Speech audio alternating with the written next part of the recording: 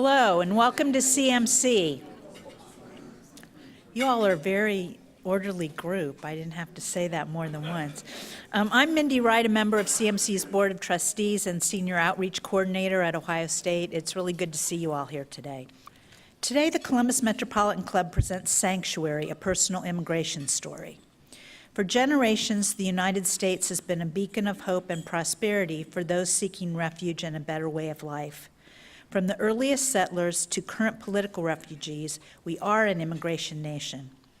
It's confounding how quickly some forget how we got here, from where we came, and how immigration has contributed to who and what we are today.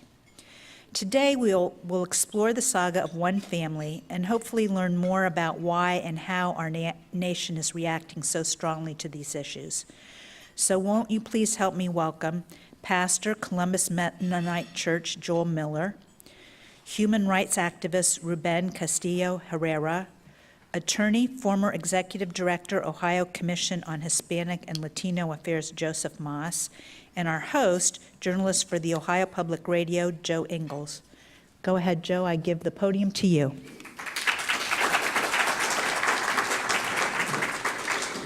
Well, thank you for allowing me to be part of this discussion. And like many of you, I've read about it in the newspaper, and I've been intrigued by what I've been seeing. And so without taking up any more time, let's go ahead and cut to the chase here. And Ruben, I'm going to ask you, can you kind of give us a summary of Edith's situation and what's going on here?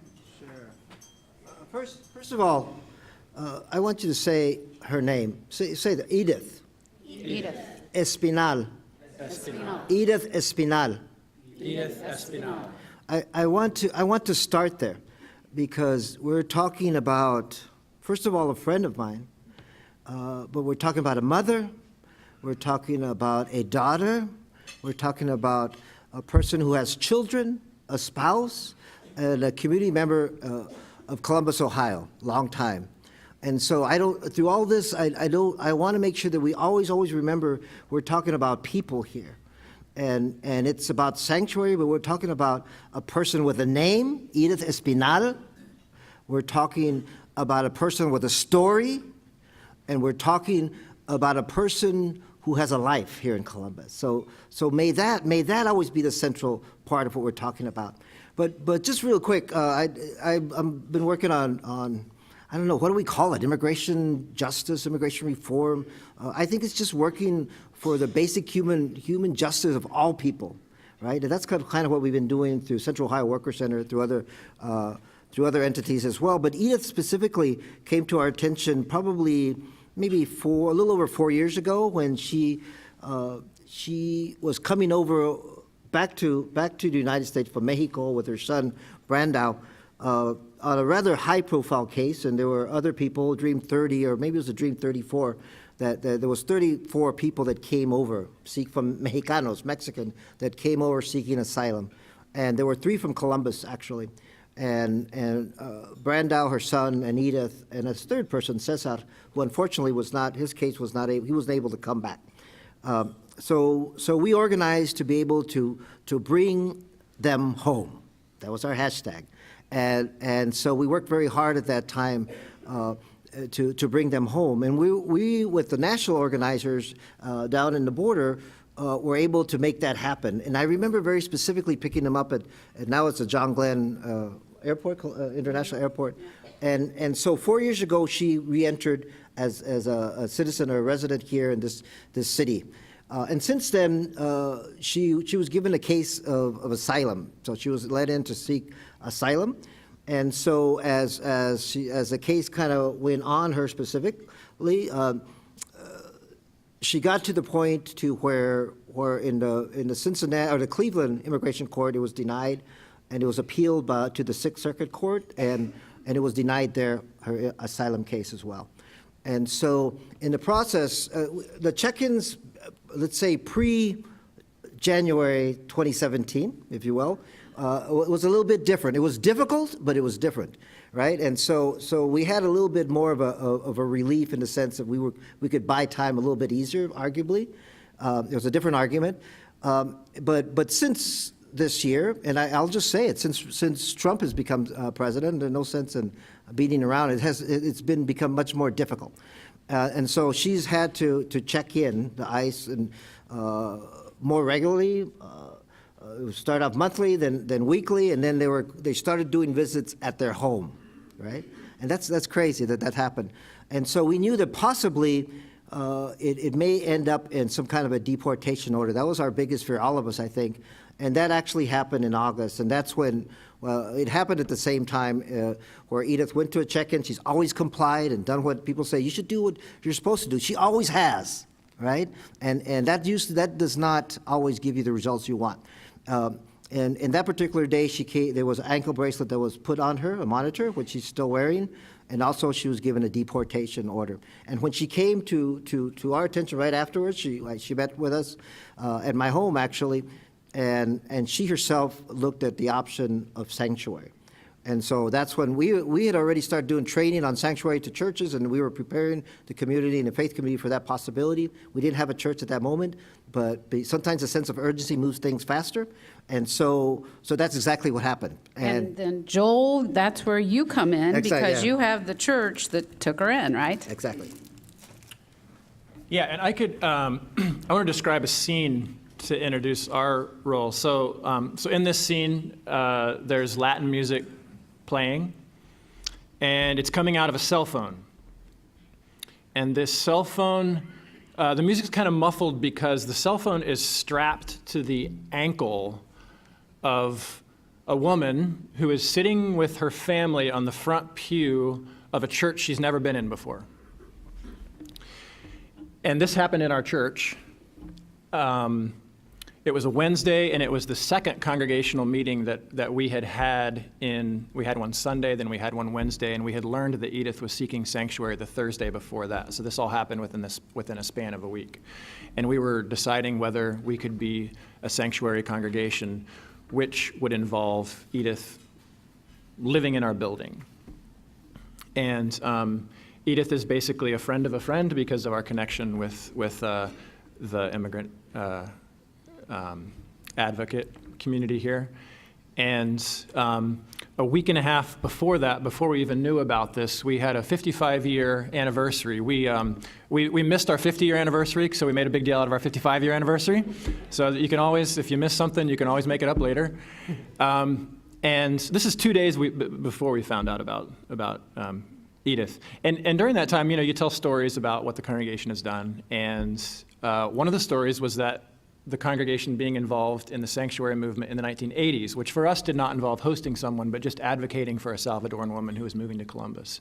And so I think having that story in our consciousness helped us as we made our decision with a very short process, which is very unusual on church time, to be able to make a decision that fast. But I think having that story in our minds and remembering who we have been as a congregation help form our commitment now.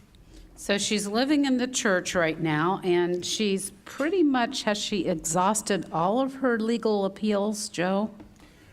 Yes, from what we have heard from her counsel, and I'm not representing her, and I'm not an immigration attorney. I'm a criminal defense attorney, and was asked by Joel to consult with the congregation regarding the involvement of the church and the impact on that. But from what we have been able to ascertain, her legal recourses have in fact come to an end.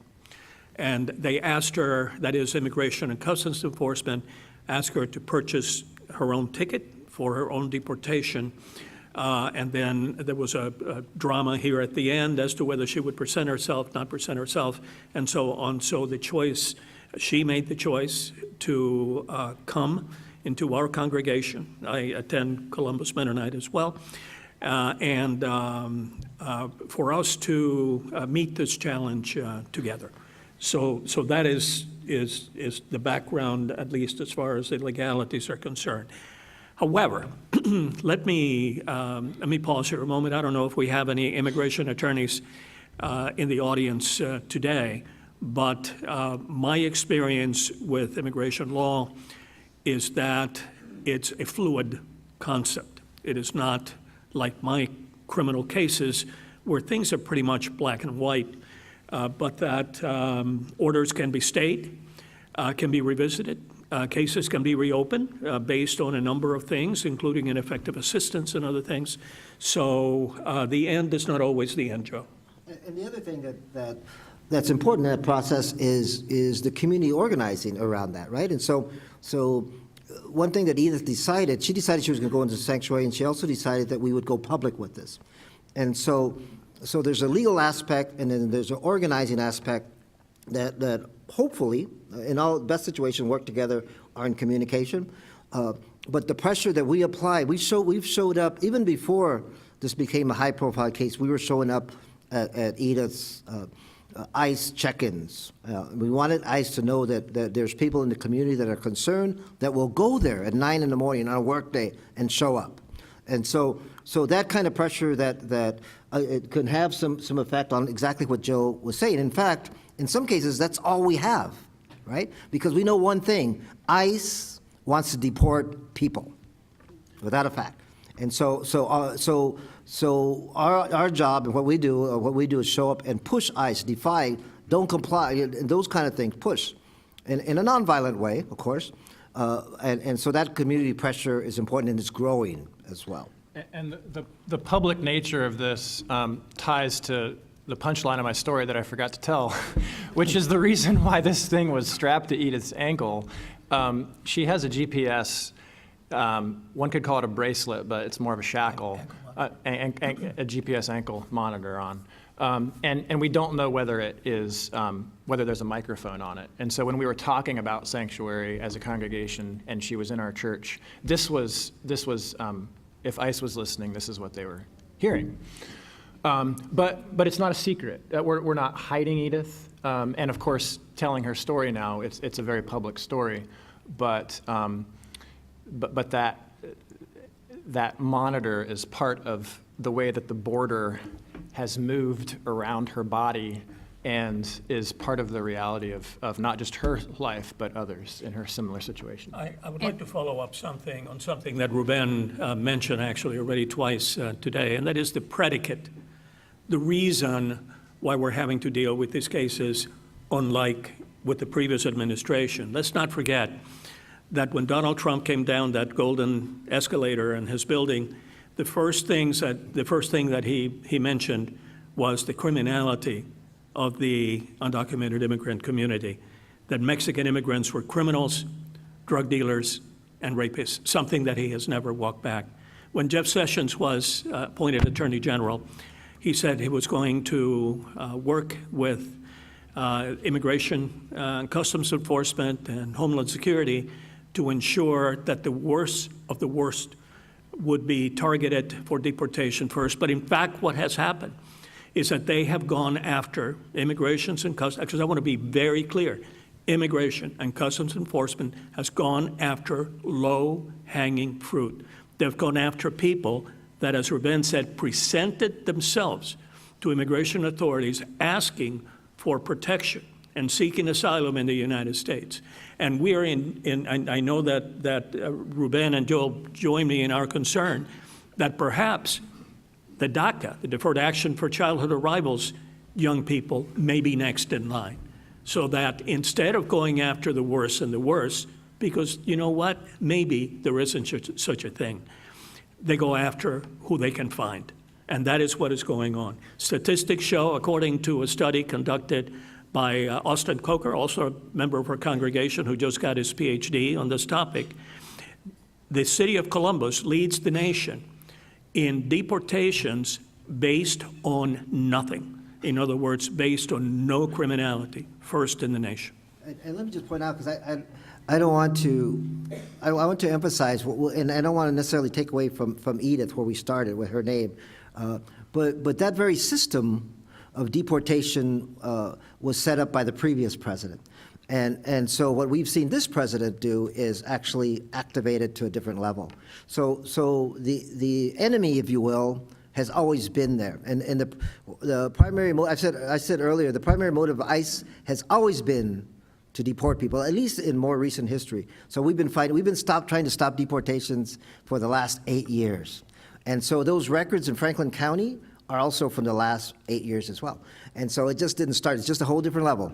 And so be that as it may, we are where we're at. And so what is it that what can we do? And this is really, as an organizer, this is why I'm here. I love telling the story, but that's a very first important step, right?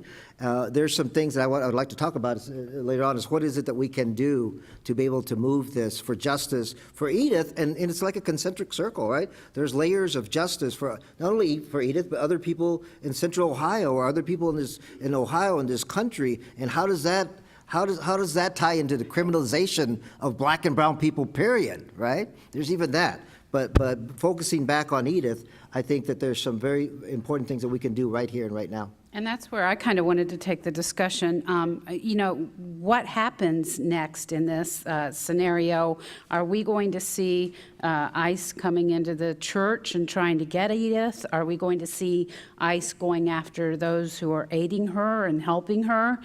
What are we likely to see here? And what are your concerns for her son that she has 3 sons, I understand. 2 are U.S. citizens, but 1 is not. So is there a concern? Oh, a daughter, okay. So are you concerned for that child as well? I think Edith has expressed some concern regarding one of the children who still has a pending case for the reason that you're implying, Joe. So that's I think, a great concern there. But you asked a very important question, and I did some research before the discussion here today as to what is the consensus regarding, number one, going against prior policy regarding forcibly breaking into the church, and that's how it's done, and for that matter, prosecuting the members of the congregation. The consensus is that we don't know. Look, in the course of a week, the narrative coming out of the White House and out of Washington generally changes several times. In the course of a day, oftentimes, it changes. So we don't really know. Now, there is a letter that was issued by the Department of Homeland Security saying that they were not going to act against, and by acting, I'm talking about actually breaking into the churches and retrieving people with deportation orders. That letter has not been rescinded, but there are rumors that, in fact, officially, it will be rescinded. And there is a very short step from that event, foreseeable or not, and then the possibility of prosecutions against the congregations that have taken this unusual action. Let me answer your question in a little different way, because you ask what happens next. And so part of, from my perspective, what happens next is that there are other congregations, there are other community people who have signed up to bring meals, who are donating money, there was a woman who, while the 3 of us were huddling at the church a bit yesterday, who knocked on the front door and brought a Domino's pizza, who had not called ahead of time, saying, I wanted to do something because this story is troubling to me. And so part of what happens next is enabling Edith to live a human life with her family while all these other things are going on. And this is not the story of one congregation doing this. It's really the story of a community protecting a mother and her family that wants to stay together, who has been denied her asylum claim from fleeing violence in her country of origin. And other churches are actually looking at doing this as well, right? Yeah. That's right. That's another layer of it. Yep. And so to that point, since this has happened, it's the first public case of sanctuary in Ohio. There was one that preceded it by a couple of weeks that is not public in a city up north. But since then, Dayton is close to bringing in someone in sanctuary. Cincinnati, there's someone in Cleveland as well. So it's a movement that's growing. And the irony about this is that by becoming public and by defying, if you will, this way through sanctuary, it brings a certain safety hopefully to the particular case and the particular person. So that's, but at the same time, the person becomes a target, right? And so it's like this. But what is unique about this is that these are people of faith that are ultimately doing the ultimate, what I think, civil disobedience. I've been arrested. I've been pepper sprayed before. But ultimately, they're putting that at risk, right? And that is, it's unimaginable for me. The other is we're here today. I mean, when would I be here? And I'm going to go ahead. Her son, if you would stand up, Brandao and Isidro are right here. Look at them. Stand, Cesar, but if you could stand. These are her sons, right? And the applause is appreciated, but we need more than that, right? And I'm just going to ask that because we have a tendency, because we care. And this is how we learn is please. This is not about offering sympathy. It's about what can I do, right? And so I want you to see their faces, and they're invited. When would we be here? And so that's the great thing about making this a case in this respect. We are here at the Metropolitan Club looking at the landscape of the city, and arguably the beautiful Scioto. Some might disagree. But the Scioto River, right? So aquí estamos. You know, a lot of people, when they approach the idea of immigration and these kind of situations, they say, well, you know, why didn't she just go ahead and apply and get citizenship? That's one of the first questions, and the answer is not that simple, is it, Joe? It's almost impossible. As a matter of fact, early on in our experience, we've had this wave of immigration. Columbus has had many waves of immigration, and I think those of you out there are probably descendants of some of the earlier waves. But this wave started at about 1995. So we have quite a few years of that. And I remember that I would represent clients for minor traffic violations, and the judge would always say, well, I want you to come back next week and with an application for residency in the United States. And that was such a well-meaning request on the part of our judges, but in fact, it was an impossibility to do that, because if you did that, then you'd put yourself in deportation proceedings, and those days, more than likely, you would be summarily deported. The same question extends as to the entry into the country in order to support the labor demands of the United States.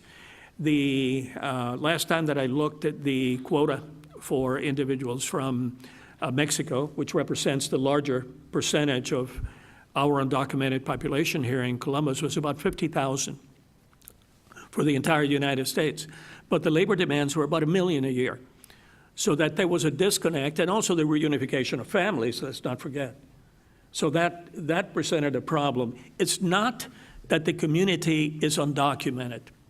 It's that the community is undocumentable in the absence of change along the lines of comprehensive immigration reform.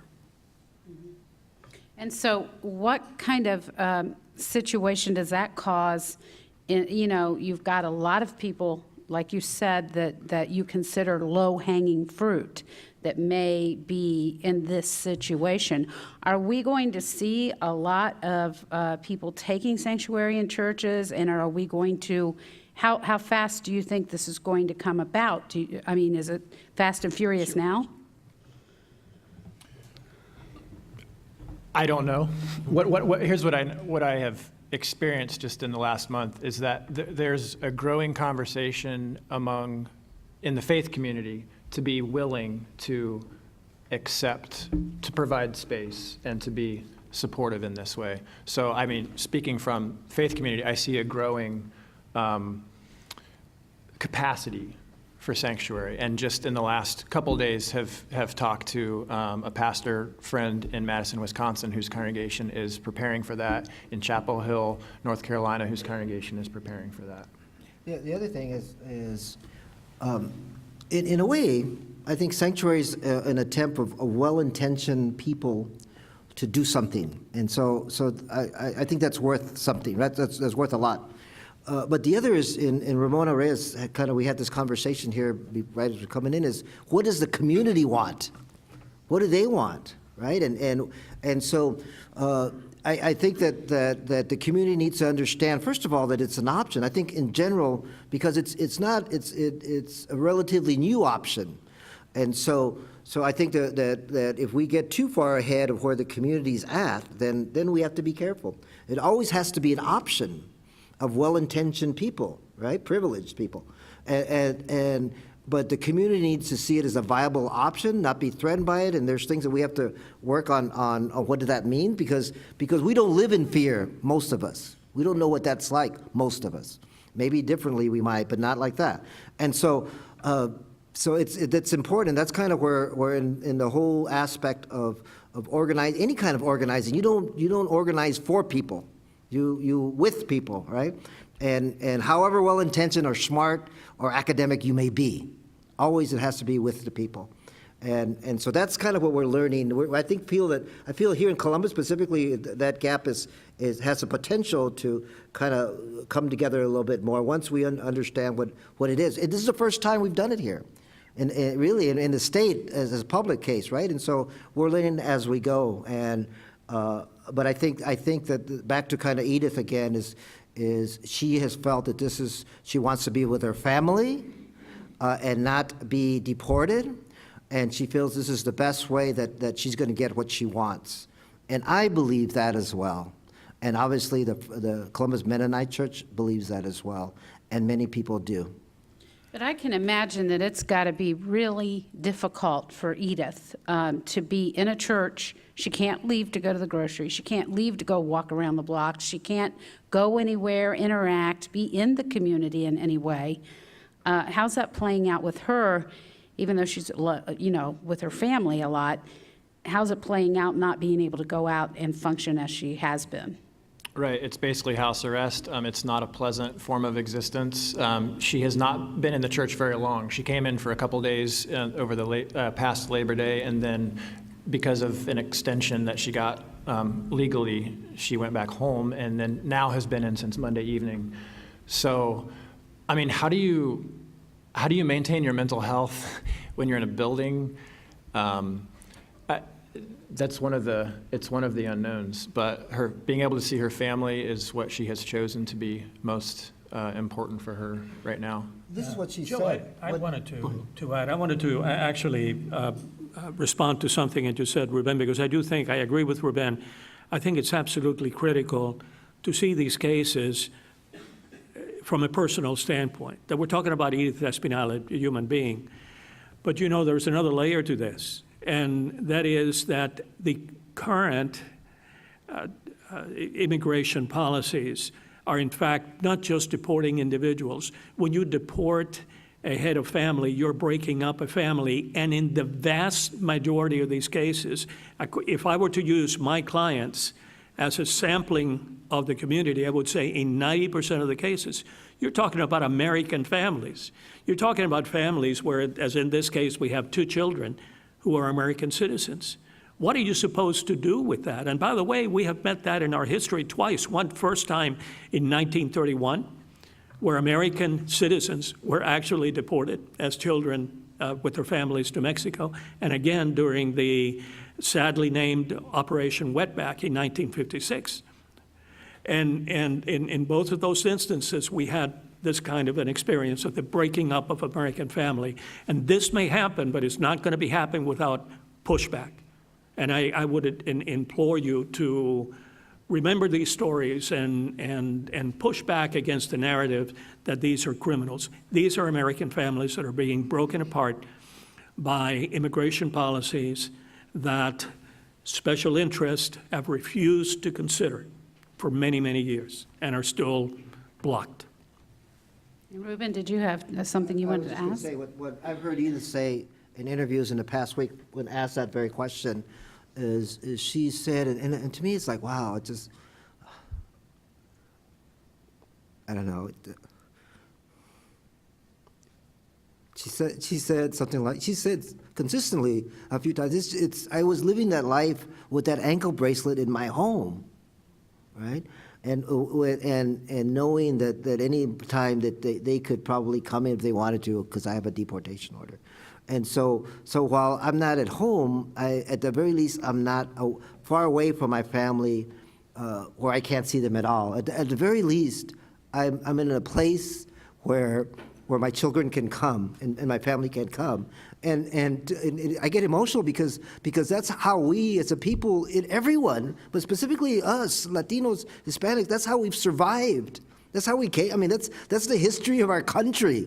And she's saying that in a very humble way, right? Except she's got an ankle bracelet on, right?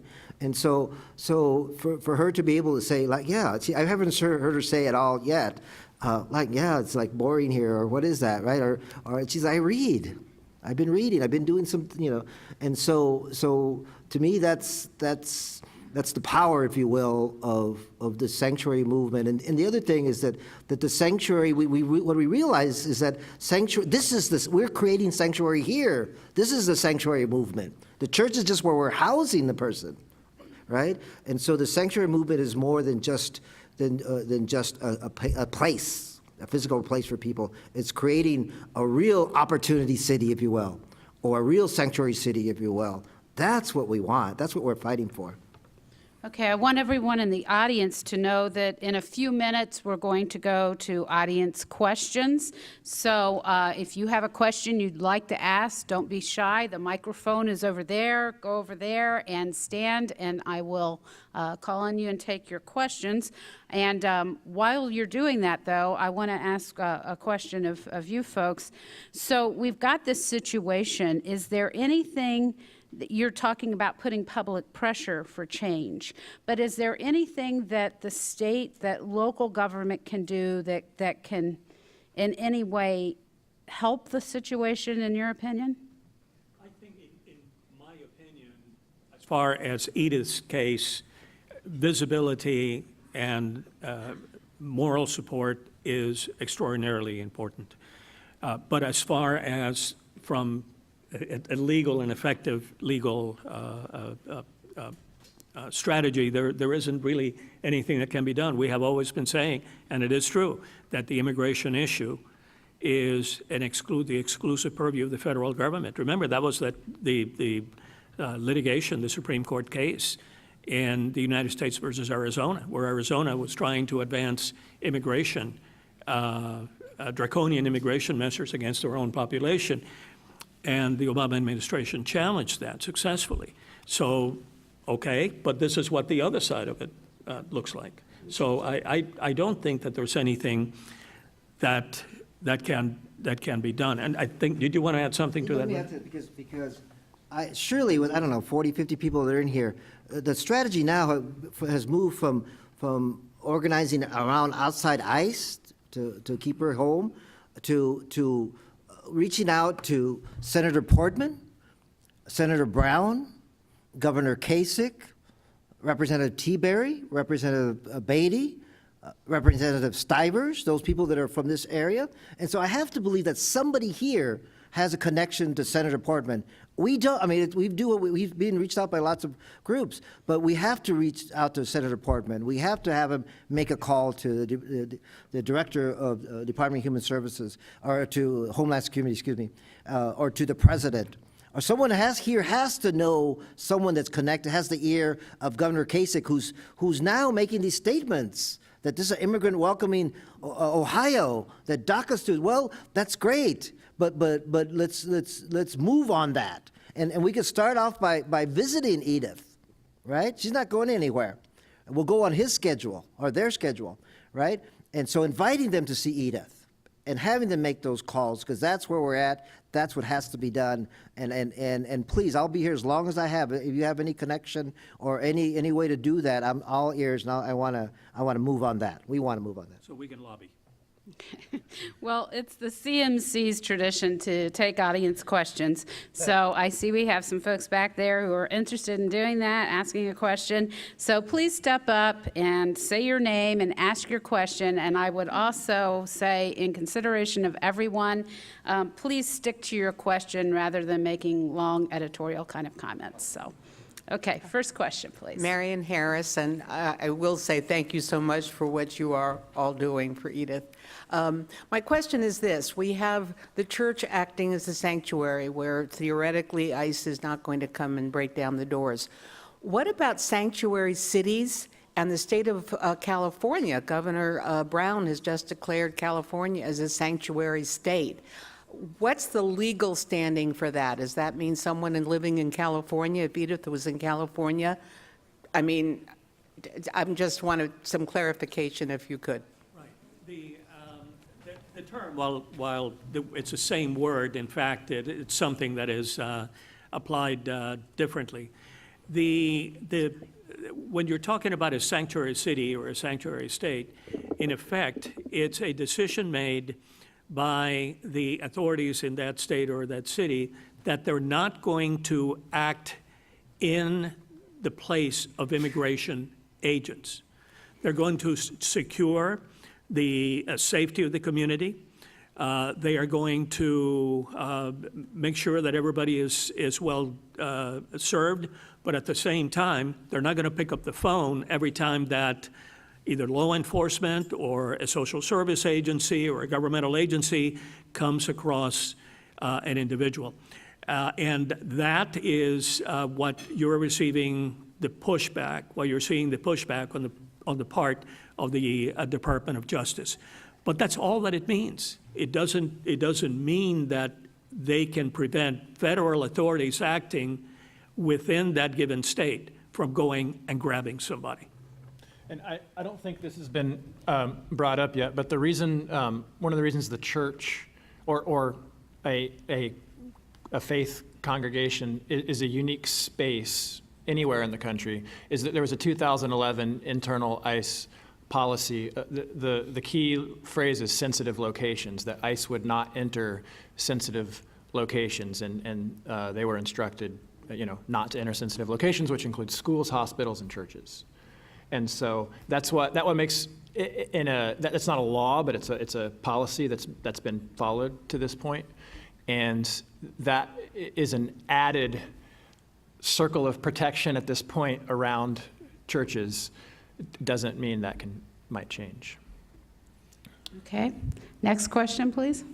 My name is Carol Looper, and my question is, in history, in cases similar to Edith's case, has ICE ever lost? What do you mean by lose? I mean, has anybody fought deportation in a case like this and not been deported? Yes. As a matter of fact, there is a relatively long history of cases where the deportation order, or the order for removal, had been stayed for a long period of time, a long renewable period of time. But I will tell you that that those cases were a lot easier to find within the history, the years of the Obama administration. As far as between January forward, I am personally unaware. Maybe Ruben, who keeps track of these things, would know. So, Carol, I think that in the past, yes. I don't know about now.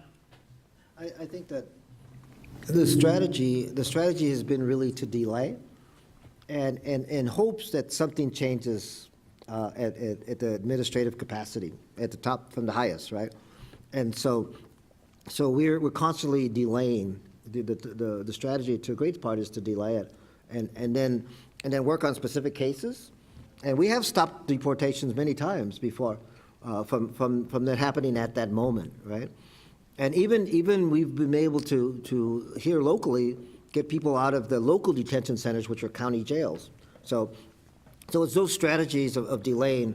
Ultimately, like I said, ICE wants to deport people.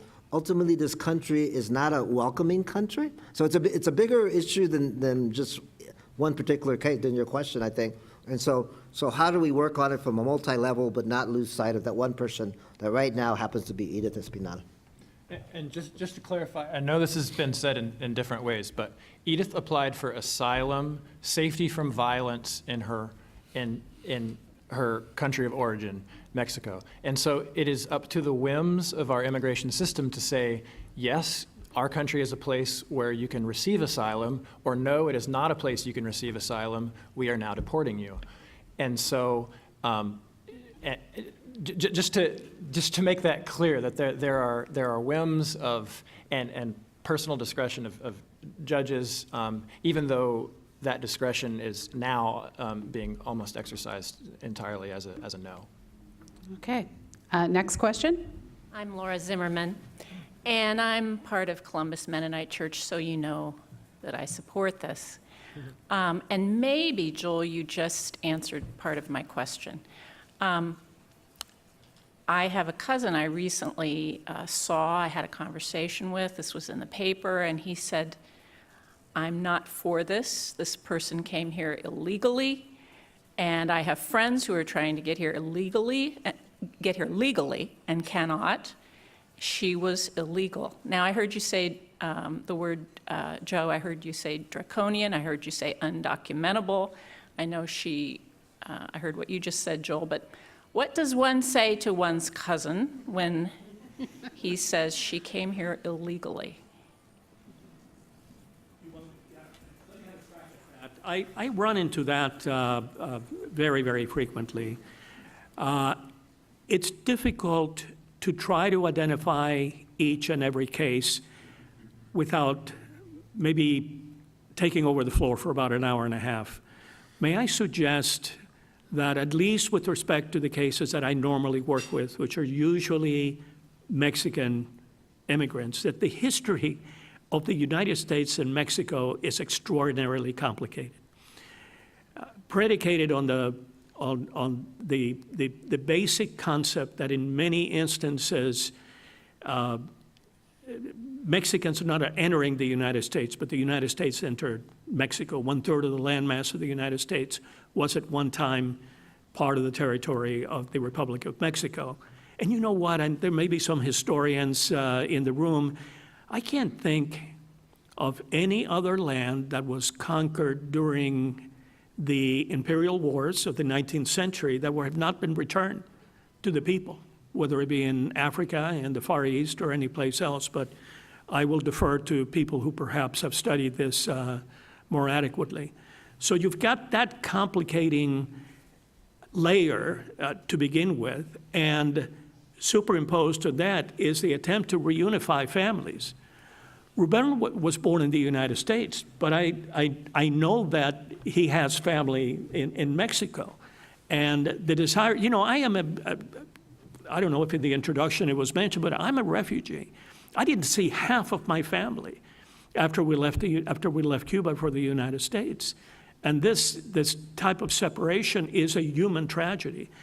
And when you have the phenomenon of two countries that are next to each other, of course you're going to have this kind of instinct. However, Lori, it's difficult to try to justify each and every of the 13 million cases that might be available. I'd like to focus on the reality that we have 13 million people here in the United States. And it would be cruel to rip apart the families that they were part of, as well as, even in individual cases, to throw the people out of the country. It's a spectacle that we as Americans, I believe, would find unacceptable.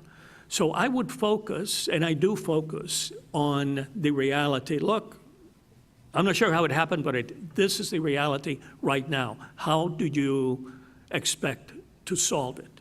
Let me tell you what Edith says. Because there are two things that that have moved me as I've interpreted for her last week or sat by her when she's been interviewed. Because she's been asked, that's always a question that people ask, right? And this is what she said, if I could. She said that doesn't bother me, that's always going to be there. And my focus is to be with my family. So she brings it back, right? My focus is to be with my family. And my fight is to be here in Columbus, Ohio. So she brings it back to kind of her meet what it, the core of it is keeping families together, of the breakup of a family, right? And I mean, how many of you have children or are children of someone? Or have nieces, all of us, right? And so that's something that we all understand, but we all define at our convenience, when it's convenient to us, for some of us perhaps. And so bringing it back to that, and I too have family that are friends that ask me the same thing, and to me that brings me down.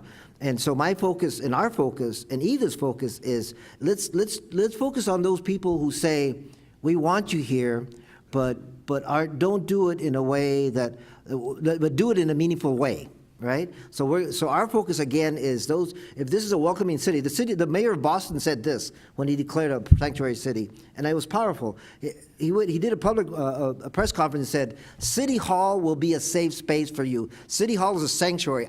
We will protect you here if you." I'm like, wow. I mean, so he's created that. He said that. Right, so how do we focus on making this a true sanctuary city? Because we have a true sanctuary space now. We know that it's on Oak Park, right? Oakland Park Avenue, right? And so how do we become sanctuary people? How do we become a sanctuary city through the people? And the legislative part will happen, but to a great part, it's political. It is what it is. But there's power there, and we need their voices still. And so. I'm with Edith. I'm going to focus on the family, on my family, on keeping my family together. Okay. Next question, please. I'm Jane Scott, and my name's Jane Scott. I have so many questions, some of which you've just all answered. I guess in a perfect world, if you were in Congress, what is the path for the 11 to 13 million, some undocumented and some frankly have entered illegally or have overstayed their visa and technically have broken the law of the United States in order to be here? And thank you for clarifying that, because Joel and I had a conversation. I was not clear that Edith was undocumented versus illegal, and I think that's a distinction that most of us don't understand and don't recognize. So undocumented her. Yes. She was playing by the rules, Exactly. and they said, we undocument you. Exactly, basically. and I understand that. So if you were Congress, if you were the leaders of Congress, how would you design or orchestrate the path to create a whole sea change of how the United States looks at this situation and frankly corrects this situation rather than continues to make it more and more complicated? And Jane, I want to mention here that the word illegal is considered to be derisive within this community, and I think by the majority of Hispanic Latinos as well. But, there was a perfectly acceptable Senate bill that was introduced in 2007, and that was Kennedy-McCain, or McCain-Kennedy, if you would prefer. And that bill would have provided immediate change of status to anybody that would apply and that would not have illogical things, a bad criminal record and those kinds of things that you yourself could draft on a piece of paper here in 10 minutes. And there was a little bit of debate as to how soon those individuals might be able to have the path to citizenship. Do you remember? But what happened since then? Well, what happened since then is that we had one major network since 2006 that has dedicated itself almost exclusively to talk about how bad immigrants are. So that in 2006, 64%, this is an actual figure, 64% of self-described conservative Republicans were in favor of immigration reform with the path to citizenship. But since that time, because of the propaganda that we have heard, culminating in the statement about people being criminals and rapists and drug dealers, we've had a cultural shift, in my opinion, as a consequence of propaganda. So we've had good bills, and then you had also the attempt by Marco Rubio and exclusively Republican senators after President Obama's reelection to attempt to do this, and for the same exact reason. It failed to gain critical support on the part of the Republicans. So that's where we are. And first of all, I wouldn't be a congressperson. And second of all, I believe that the true change, and this is so, I mean, oversaid, but true change has come from us, from the people. President Obama did not give us DACA. Dreamers fought for that, forced him to sign it, right? Forced him after he denied, and we sat on his offices, and then he did it, right? And so our emphasis, and I'm speaking from my perspective as an organizer and a believer in people, is that we have to come to the point that the consular is saying that's not enough, or that's not it, or a DREAM Act with a border secure wall is not going to cut it for us. Whatever it is that we constantly have to be pushing, right? And so while I understand that legislation policy working inside the system is needed, right?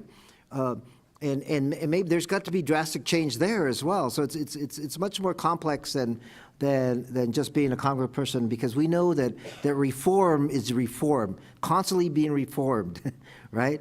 And changes. And so how do we build power within ourselves through Edith, through her family, through her sons, through Mo, who's here, through all of us, Ramona, and I'm not to name just the Latinos, but other people, right? And so how do we build power through ourselves and truly making this a sanctuary city? And how do we do it right now and help Edith in that perspective? And again, I'm going to ask you again. We need to get to the governor. It's not far from here, his office. The mayor's not far from here. The county commissioners, right? Have them visit, have them see Edith's face. Have them, somebody has to have a connection, right? To be able somehow to make that connection so it not be like, I don't know, Carol Looper said, or someone said, ultimately someone's deported or gone because they win, right? And so the fight has got to continue. It's hard. It's difficult. I'm tired. Yesterday I came home at 5 o'clock and I fell asleep and I woke up at 10. I was just like, my body it's tiring. And you all know, because some of you, I know you do the same kind of stuff. And so, but we have to keep involving people. We have to keep moving. And to me, we have to create a sanctuary within ourselves first, and then we do it. Well, that'll have to be the end of it, because we're running out of time here. I'll turn it back over to Mindy. Wow, this has been a really powerful forum today. I know I have a lot to think about, and if you want to continue the conversation, you can do it over by coffee and cookies on the way out. You can view and share today's forum and all of our forums on CTV Columbus Television, on WOSU and PBS public affiliates statewide through the Ohio channel, and anytime on CMC's website via YouTube. So let's thank our speakers, Joel Miller, Ruben Castillo Herrera, Joseph Moss, and Joe Ingalls.